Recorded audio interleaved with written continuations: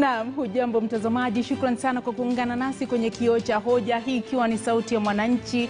Natumai kwamba siku yako imekuwa njema. Karibu sana. Tuangazie yaliyojiri juma hili ambapo tunaangazia bima ya afya ya kitaifa, yani NHIF.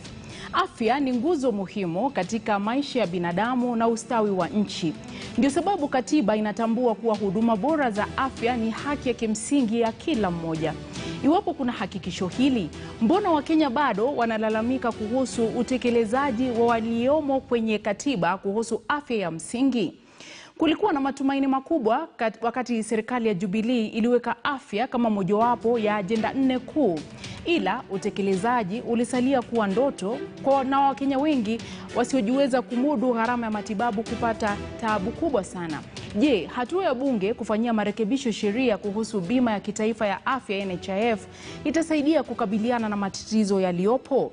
Leo studioni tuko naye mbunge wa eneo la Kikuyu, Kimani Ichung'wah. Juma hili amenifunza jinsi ya kutamka jina lake. Nilimsikia kule bungeni akisema kwamba siitwi Ichung'wah, naitwa Ichung'wah. Naam, shukrani sana mwalimu. Nakuita hata mwalimu kwa sababu umenifunza. Mheshimiwa, kwa kuwa nasi hii leo, hujambo? Lakini sijambo, asante sana kwa mwaliko. Kwa hivyo ni Ichung'wah ama ni Ichung'wah? Ama ni Ichung'wah? Ichung'wah. Ichung'wah. Ichung'wah inamaanisha nini?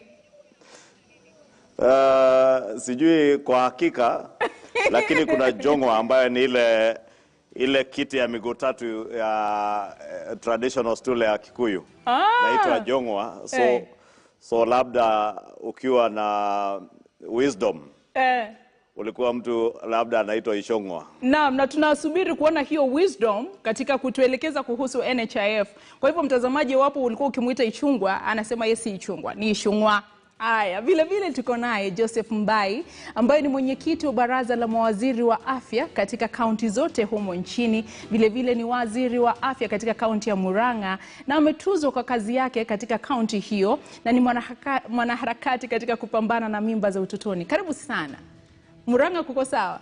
Asante sana kwa mwaliko. Murang'a kuko sawa kabisa. Murang'a kuko sawa kabisa. Asante sana kwa kuwa nasi hii leo. Na mtangazaji mwenza Rebecca Mwiruri Mulure ameamua kuwa mpenzi mtazamaji hii leo. Kwa hivyo tutakuwa nao Elvis Kosgei kutoka kaunti ya Uasin Gishu, Moige William kutoka kaunti ya Embu na Tobias Chanji kutoka kaunti ya Mombasa. Mtazamaji, tunakushirikisha kwa kuuliza, una bima ya NHIF? Wewe binafsi una bima ya NHIF na unadhani ni kwa nini mpango wa afya ya msingi kwa wote, yani UHC, haujafaulu? Wewe binafsi unadhani ni kwa nini mpango wa afya ya msingi kwa wote UHC haujafaulu? Tuelekeze hisia zako kupitia nambari 22155 22155 bila malipo yoyote kwenye mtandao wa Twitter @ZubeidaKananu, @RebeccaMwiruri1, @KTNewsKE, ukitumia hashtag Kioo cha Hoja. Tutakuwa tukisoma kauli zako tunapoendelea na mjadala huu. Kwanza kabisa tuanze katika kaunti ya Uasin Gishu. Elvis, kule wakazi wamechukua bima na wanasema wameona matunda gani au faida gani kutokana na bima hiyo? Naam, ni swala zito sana ambalo nimeuliza baadhi ya wakazi katika kaunti hii ya Uasin Gishu, huku wengi wakisema kwamba wale wasakatonge, hasa wale wa kipato cha chini, wengine hawana, kutokana na labda ile ada ambayo inatozwa kila mwezi ya shilingi, labda ile ambayo wanahisi kwamba shilingi 500 kwa yule mtu ambaye hana kazi, wanaona kwamba ni jambo la muhali. Lakini kuna wale ambao wanasema tayari wameidhinishwa hasa kwenye bima kitaifa ya NHIF, na kwa kweli inasaidia pakubwa hasa katika kuboresha mustakabali wao. Nitaanza tu na baadhi ya wakazi hapa. Je, ningependa kujua kama una bima ya NHIF na unafikiria kwamba ni kwa nini labda ule mpango mzima hasa kuweza kuhakikisha kwamba kila Mkenya anapata afya kwa njia, yani anaweza kutibiwa kwa njia sawa sawa, bado imekuwa changamoto katika nchi yetu ya Kenya? Kweli kabisa, mimi naitwa Andrew Barasa. Kweli sijaitumia NHIF card, lakini ninapendelea pia nikuwe na hiyo kadi ya NHIF card. Kwa hivyo mimi, kwa maoni yangu, ningependelea serikali pia itusaidie sisi kama wananchi wadogo, kwa sababu kama kaunti hii ya Eldoret kuna watu wanategemea, wanalipwa shilingi 300 kwa siku, na ako na familia, ako na watoto na analipa nyumba. Kwa hivyo mimi naonelea serikali ipunguze hiyo ada ya 500. Hata hiyo 500 ni mingi kwa wananchi wadogo. Irudishwe hata shilingi 300, ndio kila mtu Mkenya anaweza afford, kwa sababu kuna watu wa chini kabisa na anaweza patikana na shida. Kwa hivyo mimi maoni yangu kama Andrew, napendelea serikali ipunguze hata hiyo 300, na hiyo 300 ikifika 300 nadhani kila mtu hata shindwa kulipa shilingi 300. Kwa hiyo kwa maoni yako, hali ilivyo sasa ni kwamba wale ambao wana kipato cha juu ndio wananufaika zaidi kushinda wasakatoke wa chini? Kabisa, kwa sababu kuna watu wako na uwezo ya kulipa hata shilingi 10,000 kila mwisho wa mwezi kwa NHIF. Lakini mwananchi mdogo hana uwezo. Kuna mwenye hawezi kutoa hiyo shilingi 500 hata pia. Hata kushika hivi 500 wengine hata wanaweza chukua muda ndio apate shilingi 500. Sasa na anaweza patikana na shida. Kwa hivyo mimi naonelea hata irudishwe 300 ndio mwananchi mdogo pia awe na uwezo wa kulipa NHIF. Asante sana. Wacha nipate hisia nyingine. Huyu bwana anaona amevalia magwanda. Unafanya kazi gani bwana? Okay, asante sana. Mimi nafanya bodaboda katika kaunti ya Uasin Gishu. Ndio, umesikia maoni yake, amesema kwamba kipato cha watu ambao wasakatonge wa pale chini wanaumia hasa kwenye bima ya kitaifa ya NHIF. Je, unafikiria kwamba ni yapi ambayo yanapaswa kutekelezwa? Okay, asante sana. Kwanza kwa watu wa chini kama mimi mwana bodaboda, naona ya kwamba hiyo pesa ya shilingi 500 itakuwa kabisa ni kisungumkuti kwa binadamu kama sisi. Hatutaweza kufikia kuyalipa kwa ajili ya majukumu ni mengi. Yeah. Kwa hiyo unaona kwamba ipunguzwe? Okay, kuona kwangu naona hata wa serikali wangetuwekelea kama kitu kama shilingi 200 kwa mwezi. Watakuwa wamesaidia wale watu wa kipanda ya chini, wa kiwango ya chini kama bodaboda, wanamboka na kila mtu. Asante sana. Wacha vile nipate hisia kutoka kwa mkazi mwingine. Utuambie anakuita nani? Umesikia jinsi jamaa anasema kwamba anafanya bodaboda, shilingi 500 kwake kulipa ni ngumu. Kuna mwingine umesikia jinsi alivyosema. Wewe unasemaje? Unafanya kazi gani? Okay, mimi naitwa Msundi. Ongeza sauti ndio. Naitwa Msundi, private security. Nitaongelea kwa niaba ya association ya private security Eldoret. Tuko na changamoto sana, kwa sababu tuko na wale, kwa mfano kama mimi niko na wale staff nimeandika. Hao staff ningeongelea serikali reduce mambo NHIF. Unakuta kama wanataka walipe karibu 500 shillings. Na hiyo 500 shillings kuna watu wengine kando na sisi wale wenye wanafanya kazi kama mwananchi wa kawaida anaumia. Kwa sababu gani? Hawezi afford kupata hiyo 500 shillings. Utakuta pengine ni mtu ya mjengo, anafanya mjengo, na hiyo hawezi lipa hiyo shilingi 500. Kwa hivyo tungeongelea serikali isikazie sana, wa reduce kidogo, hata ule mwananchi wa kawaida pia yeye aweze kufanya nini? Kujimudu kupata hiyo kadi ya NHIF. Kwa hivyo serikali kikazia, kuna watu kama asua kama hii wakati ya COVID, utakuta kadi tuko nayo lakini hiyo kadi haiwezi kukusaidia. Hiyo ndio kitu tungeomba serikali iangalie sana kimakini, iweze kusaidia pia sisi. Utakuta wale watu wako sawa, hao wanaweza afford, lakini sasa kama ule mtu mwenye ako chini, maisha iko chini, hawezi afford hiyo 500 shillings. Yes. Kwa hivyo nafikiria kwa wale ambao walikuja na mpango mzima, je, unafikiria kwamba hawakutilia mkazo kwamba kuna wale ambao hawajaajiriwa ama kuna wale ambao kipato chao ni cha chini? Kuna wale wako na kipato ya chini hawajaajiriwa. Hiyo watu wanaumia. Kwa sababu atoka aenda tafute kibarua kama mama mboga, aenda anunue mboga, hawezi afford kulipa shilingi 500. Yes. Ndio. Hapo ndio tunatia serikali pia iangalie hata huyo wa kawaida asaidike. Yes. Asante sana. Wacha vile nipate hisia kutoka kwa mkazi mwingine. Wanakuita nani? Umesikia jinsi amesema yeye anasimamia labda wale walinzi, na anasema kwamba wale watu wa chini kidogo kumudu masuala ya NHIF ni tatizo. Binafsi yako unasemaje? Mimi kama Emmanuel Kiptoke Kemboi kutoka jiji la Eldoret, nina maoni kuwa wananchi sana wamefinyika ama wametozwa ada ya juu katika matibabu ya NHIF. Na ombi langu kwa serikali ni kuwa wangeweza kuleta ile kiwango cha bima ya NHIF ikuje kiwango cha hata shilingi 350 hivi, kwa sababu wafanyikazi wote ama wananchi wote hawezi wakamudu kulipa ada ya NHIF kulingana na kazi na pato ndogo ambao wanapitia. na wakati huu pia ambapo serikali inapitia changamoto ya corona. Asante sana. Mwisho kabisa, wacha nimalize huyu jamaa. Unasemaje, maoni yako, unakuita nani? Yes, mimi naitwa Steven kutoka Eldoret. Yes. Nashukuru kwa hii nafasi. Na pia ningependa nishukuru serikali kwa hii mpango ya NHIF ili kila Mkenya apate nafasi ya kutibiwa katika hospitali zetu.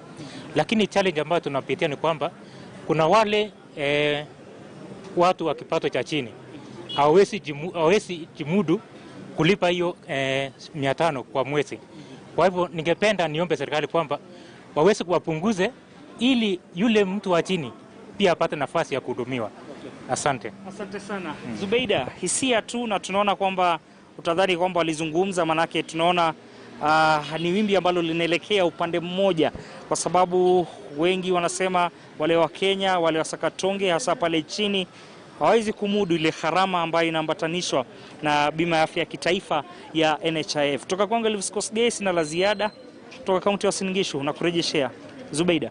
Na shukran sana Elvis Kosgei, na ndio hisia naona hata zinaenea katika mitandao ya kijamii, ambapo tumeuliza endapo wewe mtazamaji una bima ya NHIF, na kufikia sasa 46% mnasema mnayo, 33% mnasema kwamba hamna, na 21% mnasema kwamba hamuoni haja ya kuwa na bima ya NHIF. Na labda ndio sababu kuna mjadala ambao umekuwa ukifanyika katika bunge la taifa wiki hii kuhusiana na swala hili, na hasa marekebisho katika sheria kuhusu bima ya NHIF. Na tuko naye Mheshimiwa Kimani Ichung'wah ambaye alikuwa mojawapo ya wachangiaji wakuu katika mjadala huu. Mheshimiwa, haswa nini ambacho kiliwasukuma kutaka kuyafanyia marekebisho ama kufanyia marekebisho sheria kuhusu bima ya NHIF? Umesikia Wakenya wengi pale wakisema kwamba hawana bima kwa sababu hawezi kuimudu, hawezi kuilipia. Asante Zubeida. Kwanza ni muhimu kutaja ya kuwa huu ulikuwa ni mswada wa serikali. Umeletwa bungeni na serikali, na kwa kawaida miswada inayoletwa kwa serikali inaletwa na kiongozi wa walio wengi kwa bunge, lakini huwa lazima ipitie kwa kamati ya mambo yanayohusu afya, kamati inayoongozwa na Mheshimiwa Sabina Chege. Na wakati walienda kuangalia yale mambo yaliyotajwa kwa ule mswada, bunge ni lazima tufanye ile inaitwa public participation, ama tuende tuongee na wananchi, msikie hisia za wananchi. Kama hizo tu umesikiza kwa kina Andrew na wale wengine umeongea nao kutoka Uasin Gishu. Na baadhi ya hayo mambo ambayo wametaja ndio mambo yalikuwa kwa report ya kamati ya afya ya bunge, na ndio utaona yale marekebisho mengi ambayo tuliweza kufanya kwa bunge yalifuatilia hisia za wananchi ambao tunawakilisha. Wakati kamati ilienda nje, tuliweza kusikia hisia za wananchi wakisema hatuwezi kulipa gharama ya ada ya shilingi 500 ama juu. Wengine wengi kama wale waajiri, kama huyo nimesikia akisema na wakilisha waajiri wa askari wa kibinafsi, waajiri wengi kupitia Federation of Kenya Employers wakasema hawangeweza kuchukua gharama zaidi kwa niaba ya wafanyikazi wao. Na ndio utapata tukafanya marekebisho kama yale yalikuwa kwa ule mswada ya kusema kila mtu ambaye ameajiriwa lazima mwajiri wake afanye matching, ama amlipie mwajiriwa akilipa shilingi na yeye mwajiri amlipie shilingi.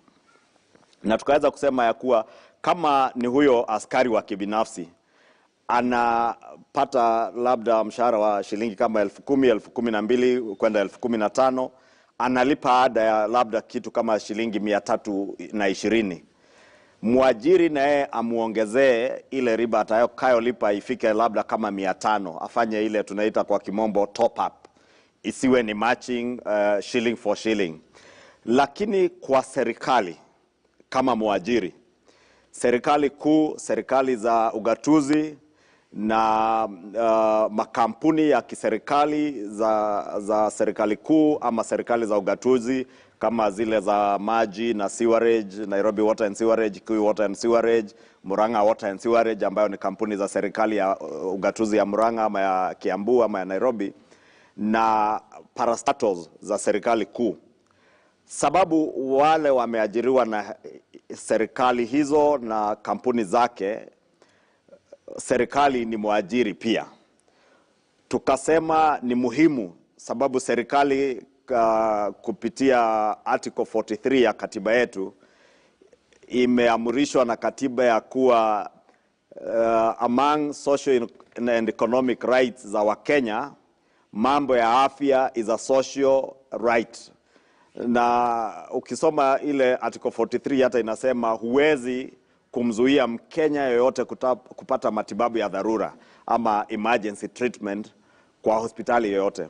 Kwa hivyo serikali iko na jukumu la kuhakikisha ya kuwa kila Mkenya amepata haki yake ambayo ilikusudiwa apate kufuatia Article 43 ya katiba. Na ndio tukasema serikali kama mwajiri ni lazima basi ichukue ile jukumu ya kuhakikisha ya kuwa wale wote ambao wameajiriwa na serikali wanawalipia shilingi kwa shilingi. Hiyo inakuwa ilikuwa kwa bill inaitwa matching principle. Ili kama umeajiriwa na serikali unalipa shilingi 1,700 kwa bima ya afya ya NHIF, serikali pia ama mwajiri wako ambaye ni serikali ikulipia pia shilingi 1,700. Maksudi makubwa makuu ya huu mswada ilikuwa ni kuongezea pesa ambazo zinaenda kwa NHIF, ili NHIF iweze kufanikisha ule mpango wa universal health coverage. Na universal health coverage ni kusema watu wengi inavyowezekana ama watu wote nchini waweze kuwa na bima ya afya ambayo ukienda kwa hospitali utaweza kupata matibabu bila kuwa na shida ya malipo ya bills za hospitali. No. Na unajua Zubeida, Wakenya watakubaliana nami, tangu ugonjwa wa corona uje na hata mbeleni, Wakenya wengi wamepoteza mali yao, wengi wamepoteza maisha yao kufuatia magonjwa, na bills za hospitali zinawakalia mafamilia mengi sana nchini. Na ndio ni muhimu tuwe na scheme kama hii ya National Health, sasa itakuwa ikiitwa National Health Insurance Fund, ili kufanikisha ule utaratibu wa universal health coverage. No. Ili pasiwe na Mkenya ambaye sababu ya hali yake ya kiuchumi hawezi kupata matibabu kwa hospitali aidha za kibinafsi ama za serikali. Kwa hivyo ukiangalia yale mambo mengi tuliweza kurekebisha ni kufuatia hisia za wananchi. Hebu narudi kwako.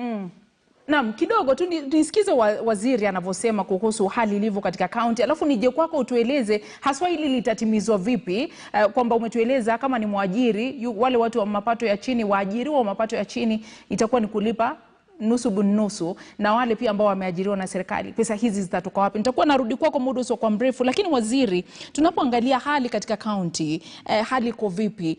Tuseme kwa mfano mtu aliye na bima ya NHIF anapoenda katika hospitali za kaunti anahudumiwa kufikia kiwango gani, na ni wangapi hata katika kaunti ambao wako na bima ya NHIF? Asante sana Zubeda. Kwanza nitoe shukrani za dhati kwa mwaliko huu kwenye televisheni ya kitaifa ya KTN ili tujadiliane masuala ya bima ya NHIF. Ukiangalia masuala ya NHIF katika ungatuzi za Kenya ambazo ni tunaita counties, mahali ambapo hospitali zote ambazo zinatoa huduma asilimia kubwa inapatikana kule katika zile ngatuzi. Na watu wengi, tuseme asilimia kama 30 mpaka 40 kutoka gatuzi moja hadi lile lingine, utakuta ni watu ambao wamejisajili katika bima ya NHIF. Na hapo mwanzo, kabla bill hii ambayo imepitishwa na waheshimiwa wabunge, tulikuwa na class ambazo wamezipanga. Kuna ile ilikuwa inaitwa A, kulikuwa na B na kulikuwa na C. Sasa class A ilikuwa ni ile ya hospitali za kiserikali. Ukija pale kwa huduma yoyote, kama umekuja kutibiwa alafu uende nyumbani, kama umekuja na umelazwa, kama kuna baadhi ya uchunguzi unafanywa katika maabara, NHIF card inakusimamia hizo vitu zote. Na kwenye hilo daraja la ba walikuwa wana hizi hospitali za makanisa, zenye tunaita faith-based hospitals, ambapo pia mgonjwa akienda pale huduma anapata kama katika serikali, hospitali za serikali. Ukienda hiyo klasi ingine ya che, hapo sasa ndio kuna kizungumkuti, kwa sababu hizo ni zile hospitali za watu binafsi ambazo pale bima inasimamia tu kitanda peke yake. Zile vitu zingine kama ukipata upasuaji, ukienda ufanye uchunguzi wowote kwa maabara, unalipa wewe mwenyewe. Na sasa hivi ukiangalia kwenye mitandao, Zubeida, utaona kila group, kila mahali kwenye mitandao watu wanachangisha pesa za kulipa mabili ya hospitali. Hata mimi saa hii kwa simu yangu niko na group zaidi ya 10 zenye zinasema kuna huyu sijui alilazwa akapata hii bill, tumchangie. Na Wakenya, mimi nasema ni lazima tubadilike. Kwa kuwa mimi nikiwa counties, chenye kinanisumbua sana ni bill za hospitali. Kama waziri, kila siku ya Mungu huwa naona mtu mmoja, wawili, watatu, kila siku wanakuja pale ofisini, wanasema waziri, nilikuwa hospitali, mgonjwa wangu amelazwa, sasa ameachiliwa kwenda nyumbani na siwezi kulipa lile bima. Na unadhani hawana hiyo bima ni kwa sababu hawataki kuchukua, hawana uwezo wa kuchukua, au ni kwa sababu labda hawajaona umuhimu wa kuichukua hiyo kadi, au hawajahamasishwa kuhusu umuhimu wake? Mimi ningesema Zubeida, hizo vitu zote umesema ndizo zinachangia wananchi wa Kenya kutochukua bima. Kwanza kabisa, kuna wale ambao hawaoni umuhimu. Pili, kuna wale hawawezi kabisa. Tatu, sisi kama serikali mara nyingine hatujahamasisha watu ya kutosha kwamba hii bima ina haja gani. Na kuna wakati nilifanya hivyo katika eneo baadhi kwenye gatuzi letu, na nikaona matunda, na nikaona watu wamejiandikisha, wengine wameanza kuona umuhimu, na tulikuwa tunasema Zubeda, hawa watu unasikia kama huyo mtu alikuwa na Elvis pale Uasin Gishu, mtu wa bodaboda. Kwa siku mtu wa bodaboda analipwa shilingi 300, si ndio? Haya, ukimuuliza kwenye simu yako yenye unapiga simu, unaweka credit ya pesa ngapi? Atakwambia 50 kwa siku.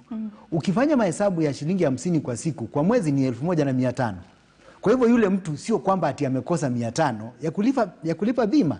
Yule mtu ni vile tu pengine anapuuza au anadharau, lakini sasa imefika wakati. Na mheshimiwa, nikija kwako, kwa sababu hata waziri hapa ametaja kwamba kuna wengine hawana uwezo, na ndio mmoja wapo ya mambo ambayo umetutajia sasa hivi kwamba mnataka kuona kwamba serikali ama sheria hiyo inalenga kuona kwamba serikali inagharamia wale ambao hawawezi kumudu, na vile vile umetueleza pale mwajiri anastahili pia kulipa nusu bin nusu ili kumwezesha yule ambaye labda ni wa mapato ya chini. Haswa pesa hizi zitakazotumika kuwalipia wafanyakazi ambao wengi ni wameajiriwa na serikali, zitatoka wapi? Na utekelezaji huu unatarajiwa kufanyika vipi? Fedha za kulipa mshahara ya wafanyikazi wa serikali utoka, ndio zitakapotoka pia za kulipia gharama ya bima. La pili ni muhimu, ndugu yangu alivyotaja, ya kuwa kuna wale ambao kupitia kwa kuhamasishwa wanaweza julishwa umuhimu wa kuwa na bima ya matibabu, na ni muhimu sana, sababu nakubaliana yeye kabisa ya kuwa kuna wale ambao hawana uwezo hata kidogo, lakini kuna wengine ambao hawaoni umuhimu. Kwa wale ambao hawaoni umuhimu, jambo ambalo sheria imefanya ambayo imeletwa kupitia huo mswada wa NHIF ni kuifanya kuwa ni lazima kila Mkenya awe na bima. Na kama wewe hujiwezi hata kidogo, wale tunaita kwa lugha ya kimombo indigents na vulnerable in society, wale tumeiweka kwa sheria ni lazima serikali kupitia bunge appropriate ama itenge pesa za kuwalipia gharama ile ya bima ya kitaifa ya NHIF. Kwa hivyo tuliangalia haya yote, na ndio nilikwambia yale ambayo tulikuwa nafanya kwa bunge ni kufuatilia hisia ambazo Wakenya waliweza kuelekeza kwa kamati, na yale mambo ambayo sisi kama wabunge na wawakilishi wa wananchi tunayapitia kila siku. Sasa nitakwambia ni kweli vile waziri wa ugatuzi hapo Murang'a amesema, kama sisi kama wabunge, hata wabunge wale wa ugatuzi MCAs, kila siku tabu ambazo unapata sana kupitia kwa simu yako ama kwa maofisi ni mambo ya bills za mahospitali, watu ambao wamelemewa kulipa mabili ya hospitali. Na kuna umuhimu sana hasa kwa serikali za ugatuzi na hata board na management ya NHIF sasa waweze kufanya roadshow, watoke waende waelezee wananchi umuhimu wa kuwa na bima ambayo itakusaidia wakati sio lazima ukuwe mgonjwa, na ile mambo ya kuwa na universal health coverage na principle ya insurance. Tukiwa wa Kenya milioni 45 hivi, haiwezekani ya kuwa siku moja tutakuwa wagonjwa wote, lakini tukiwa na watu milioni 5 ambao ni wagonjwa na watu wengine milioni 30 labda wamelipa, ile gharama ambayo tumelipa itaweza kuwashughulikia wale wengine ambao ni wagonjwa. Mheshimiwa, na hakuna siku ambayo utapata kila mtu ni mgonjwa at the same time. Na hapo kwa kushurutisha kila mmoja kuchukua bima, nimesoma katika hiyo sheria kwamba kuanzia ukitimu miaka 18 na haujasajiliwa, labda hauna mchangiaji ambaye unamtegemea, itabidi ulipe hiyo bima, uingie katika mpango huo wa bima ya NHIF. Na wengi ambao wanatazama sasa hivi watasema, mimi sasa sina kipato, sina kazi. Je, sheria hii inamlinda vipi yule ambaye labda anataka kuchukua bima hiyo lakini hana mapato, hana wa kumtegemea, hana pa kupata pesa hizo? Sheria kama ilivyokuwa imekuja bungeni, hivyo ndio vilikuwa imesema lazima kila mtu ukihitima miaka 18 uwe una pato ama huna, ni lazima ujisajili kama member wa NHIF, na ni lazima ulipe, na usipolipa kuna penalties. Ukiangalia zile amendments ambazo niliweza kuleta na kusukuma kwa bunge, moja ya hizo amendments ama marekebisho iligusia hayo, hasa kuzingatia kuwa tuna zaidi ya vijana wenye ni wa umri wa makamo ama chini ya umri wa miaka 35 ambao tunasema ni youth, ambao hawana ajira na hawana pato hata kidogo. Na tukaweka ile tunaita exception, tukasema hata kama ni lazima kila mtu ajisajili, sio lazima kila mtu atoe malipo kwa NHIF yale ambayo NHIF itaweka. Tukasema kwa wale youth ambao hawana mapato, ni muhimu board ya NHIF iweke kupitia kwa regulations viwango tofauti ambazo zitaweza kuwashughulikia wale. Na wale ambao ni indigents ama wale ambao hawajiwezi hata kidogo, iwe ni muhimu serikali iweze kuwalipia. Na kuna kiwango fulani ambaye hatukuweza kufanya kwa bunge, lakini tumeweza kuwasiliana na senator mmoja wa mlengo wetu ambaye ataweza kuisukuma wakati huu mswada utakapoenda kwa Senate. Sababu kuna wale ambao pia wamepitisha umri wa miaka 35 na pia hawana mapato na hawezi qualify kama indigents. Kwa hivyo ni lazima pia pawe na njia ya kuwashughulikia. Tulikuwa na vita kidogo pale na kiongozi wa walio wengi, sababu bill ilikuwa ni yake, hata yale ya voluntary ya youth hakutaka. Lakini tulisema ni muhimu, na kama ungesikiza hisia za, iko mtu ameongea hapo Eldoret, sikumbuki alikuwa anaitwa nani, sio Andrew, mwenye aliongea baada ya Andrew, akasema mkiweka ada ya chini hata kama ni 200, isiwe ni lazima kila mtu alipe 500. Kuna mwenye atapata 200 na hiyo 200 yake itaweza kumsaidia kupata matibabu. Mwingine ataweza kuambia mimi naweza kupata kwa mwezi shilingi 300, 350. Ni vizuri umpe ile nafasi na ahamasisho uzuri wa kuwa na bima. Sababu sikiza, mwenye anakuambia kazi yake ni ya bodaboda, bodaboda yenye anaendesha iko na bima, iko na insurance imecover ile bodaboda. Utapata mtu wako na gari iko na bima, hata amechukua ile tunaita third party cover ambayo inashughulikia gari ikifanya ajali na gari nyingine. Lakini akumbuki maisha yake ndio muhimu zaidi kuliko ile pikipiki ama ile nyumba yake ambayo amechukulia bima dhidi ya moto, ama ile gari yake amechukulia bima. Kwa hivyo kuna kazi kubwa ambayo serikali lazima ifanye ya kuhamasisha Wakenya umuhimu wa kuwa na bima. La pili ni hayo kufanya voluntary, ya kuwa mwenye hana uwezo usiseme ni lazima na mwenye hana uwezo hana. Na hapo, lakini unaweza mwambia jisajili na iwe voluntary. Ukipata 100 yako 2, lipa 100 yako 2. Halafu board ya NHIF naye ndio tulitoa ada kwa sheria ili tusifungie board na management ya NHIF ya kuwa hii ada imewekwa kwa sheria. Iwe ni regulations ambaye board kupitia kwa actuaries wataweza kufanya, waangalie kiasi gani. Kwa mfano mbunge kama Kimani Ichung'wah akiwa na mshahara ya shilingi 1,600 anaweza kugharamia hata 30,000 na aweze kulipa. Mtu ambaye ameajiriwa na mshahara ya 30,000 usimwambie alipe 1,700 na Kimani Ichung'wah pia alipe 1,700. Wacha sasa board na management ya NHIF iende iangalie tena ni vipi wale ambao wana mapato makubwa wanaweza kulipa gharama zaidi, na wale wenye mapato ya chini walipe gharama kidogo, lakini kila mtu tuchangie kwa ile chondo ya NHIF. La mwisho pia ni wale private insurers, na nimekuambia Federation of Kenya Employers walisema itabidi mkifanya lazima kila mwajiri afanye matching, itabidi we lay off people ama tukose kuajiri watu, na venye uchumi iko tukasema sio kuwa viongozi responsible kusema hatujali, na ndio tukasema wacha kwa nafasi hii tuwafungulie nafasi kidogo, sababu kuna wale waajiri pia wamechukulia waajiriwa wao bima ya kibinafsi.